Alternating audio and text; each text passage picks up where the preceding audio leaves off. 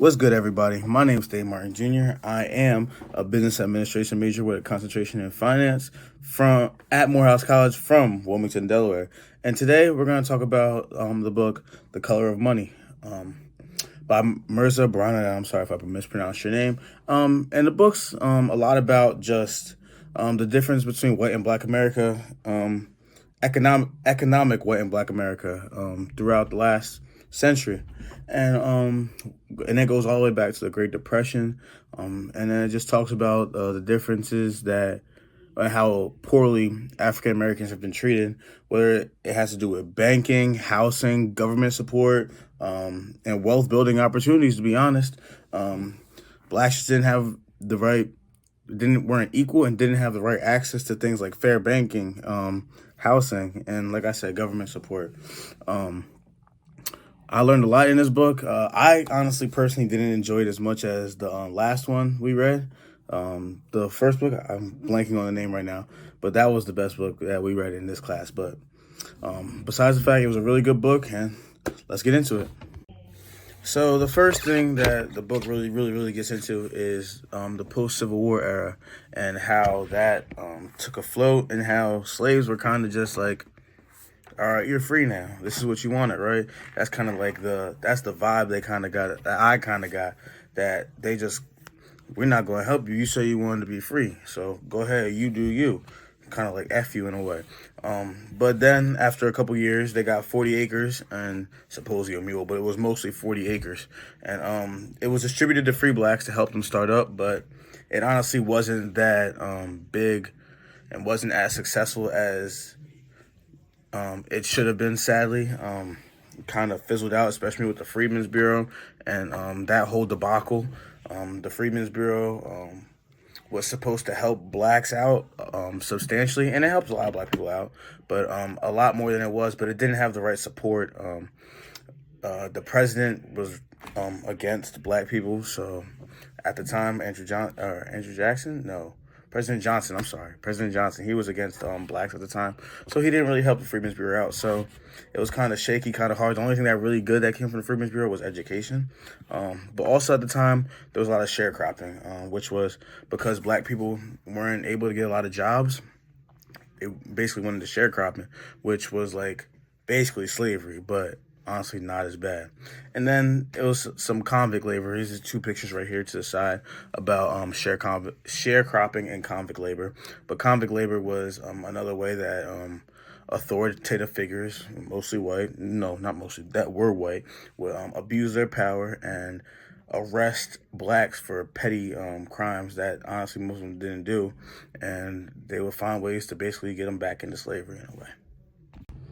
Next, we're going to talk about the golden age of Black America, Black America and Black businesses. So a couple decades after post Civil War, Black businesses started to be up and coming. So Booker T. Washington on the top left right here, and W.E.B. Du Bois to the bottom left, were the two main factors in this. They were the Martin Luther King and Malcolm X kind of, where Booker T was more like Martin Luther King in his more non-confrontational style and approach, where he gave the Atlanta Compromise, where a lot of white people actually like in ways agreed and were cool with him, the way he would speak. Whereas W.E.B. Du Bois, he was kind of like putting his foot down, and he was the more stickler version, which is kind of like Malcolm X, which both are needed for where black people were trying to go.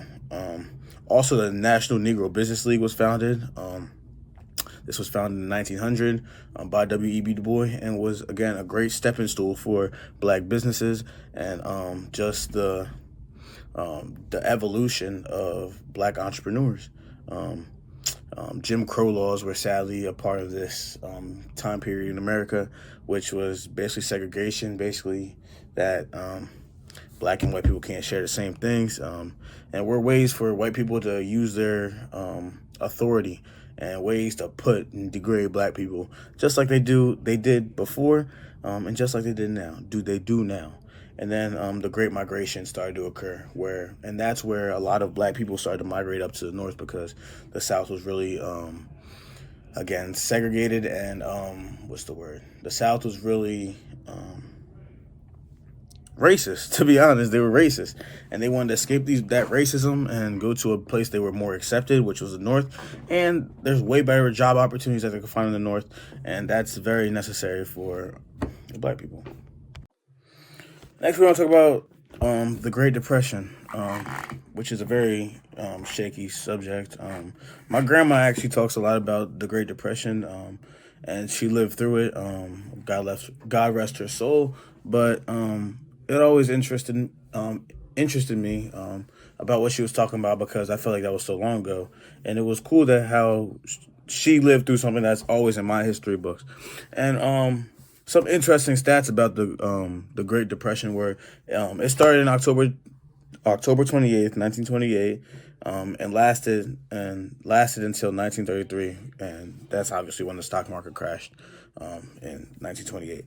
But and worldwide GDP dropped to 15%, and unemployment hit 25%. Those are two staggering numbers to me, and very interesting because in 2020 those numbers got to around those numbers too. So like it was kind of like this, not the same, not as dramatic, but it definitely was very impactful and very significant what happened in 2020. And it's cool how it kind of resonates with what happened a century ago.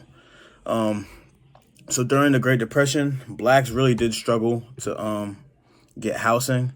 It was riskier for banks and places to give them houses because they didn't really have jobs, and even if they did, they were really low income. So why would they want to give them housing? Also, there was something called redlining, which is the picture shown to the left. And redlining was basically the people that marked which neighborhoods were risky. Would always were the red neighborhoods in the map. So in the map to our left, this neighborhood in the northern part of Brooklyn, it has a whole bunch of red. You see that? So that's supposed to signify that it was red line and it's riskier to live there. And most of the time, majority of the time, those are black neighborhoods. And they didn't know if it was riskier or not to live there. They just realized that it was black neighborhoods, so they're making it riskier. So when the people that were giving out houses and giving out money were give them out, they would see that, okay, it's riskier to give it to these people because they don't know how to use their money. And it was mostly black folks. So again, black folks are taking the collateral damage of racism. The New Deal was a set of government programs that were implemented by FDR to counteract the effects of the Great Depression. And it found ways to get money into the consumer's hands by direct payments and loosening credit. They did this what they did was they gave it to a lot of different jobs, but it didn't affect farmers and domestic workers. And of course, those were predominantly black jobs. Like, you couldn't make this stuff up, sadly. They just found ways to help the white folk out and keep black folks out. Like, it's been going on the last 2 centuries. You would have thought racism would have started to go down after slavery and whites would have started treating black people. Hell no. You know what's up. They just did whatever they could to keep black people beneath them. They never wanted to help them. They never want to see a black man rise. A black man rise to the top. Black man, black woman too. And again, we see that all throughout history, and we're seeing it now, of course, with the election and the results of the election. I won't get too deep into that because we could go all day about that. But yeah, there was just a lot of racism in that time, and it honestly hasn't even come close to stopping. So the economy didn't really pick up, and the Great Depression really didn't start to die down until the start of World War II. And that's gonna bring us to talking about A. Philip Randolph, who is right here to our left. The very good-looking gentleman to our left. He was the head of the Brotherhood of Sleeping Car Porters, which was the first primarily black labor union. Which is really cool. Learn something new every day. And then in 1941, he threatened a march on Washington because he was protesting the discrimination within war supplies. What's new? This is a common theme going on within Mercer's book. And then this led to President Roosevelt's executive order 8802, which was a major step forward in civil rights laws. So when these soldiers returned from war, they realized that discrimination in America was absurd compared to the countries that they fought in. So this kind of like planted the seeds of the civil rights movement and what was upcoming in America. And then here comes the civil rights era, everybody's favorite part of history class in high school and middle school. But this was honestly a part of one of the best times and most prosperous times for Black Americans.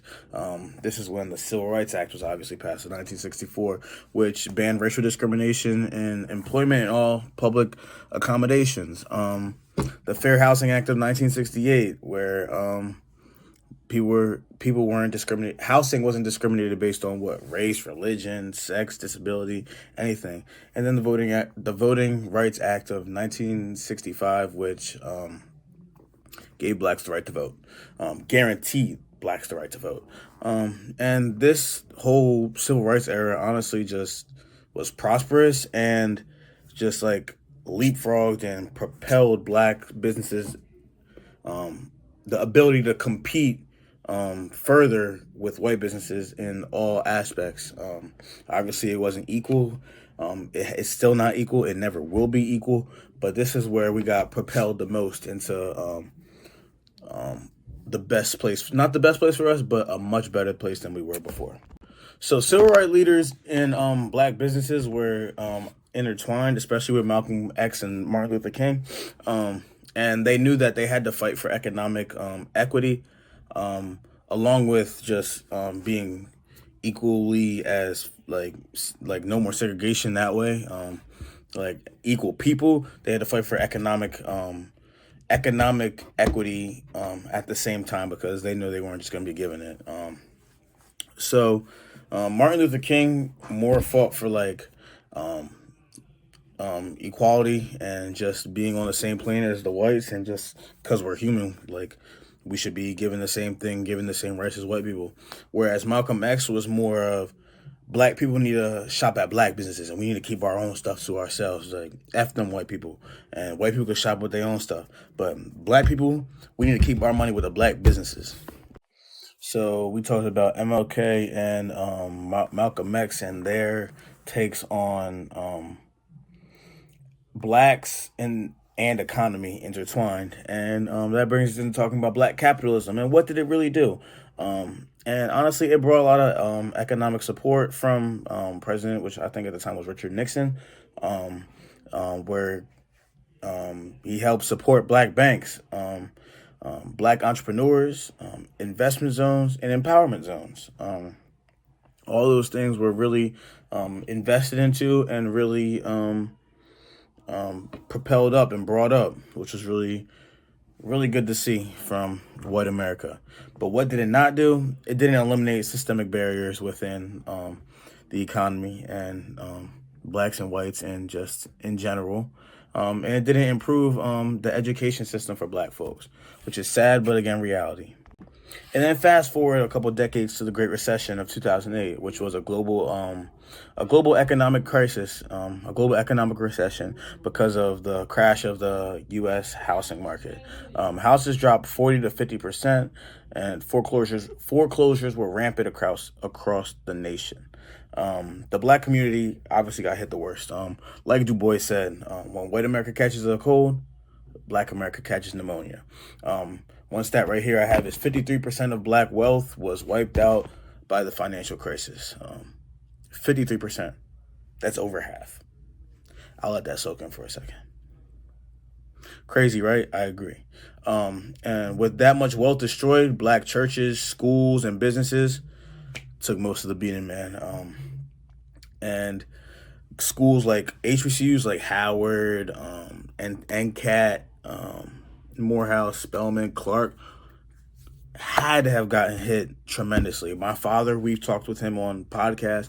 He talks to me all the time about how his business hasn't been the same and started to get better. And then, of course, COVID hit, and now it's starting to go up again. But there's a long ways to go. I can only imagine having being a Black business owner during that time. Obama just came into office, or was about to come into office. I'm not sure, but it had to be looking rough, man. And it's just a rough time where black entrepreneurs got hit the worst, man. Just like Du Bois said, man. Whenever white America gets a cold, black America gets them. So in conclusion, this book, and the author of this book was very insightful. I'm not gonna try and mispronounce her name again. I don't want to be disrespectful, but she was very insightful with her work. I learned a lot about the history of black entrepreneurship. Again, personally, I like the other book we read first, which took us all the way back into before the transatlantic slave trade, and then talked about slavery. That was beyond interesting to me, but this was also interesting too. And this was a more recent, so kind of more understandable version, kind of more relatable. Like I said, I was able to connect with a lot of the things we talked about, whether that was the Great Depression because my grandma would talk to me about it, or the 2008 recession because my dad talked about how his business was almost bankrupt, to be honest. And yeah, I enjoyed the book. I would it's definitely a recommend, especially if you're African American and want to start a business, or if you're just African American and want to learn and need to learn about your history.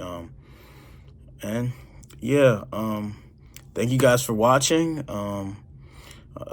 Any questions, you can email me at Thane, Thane, Martin, Martin, J2 @gmail.com. And love and prosperity.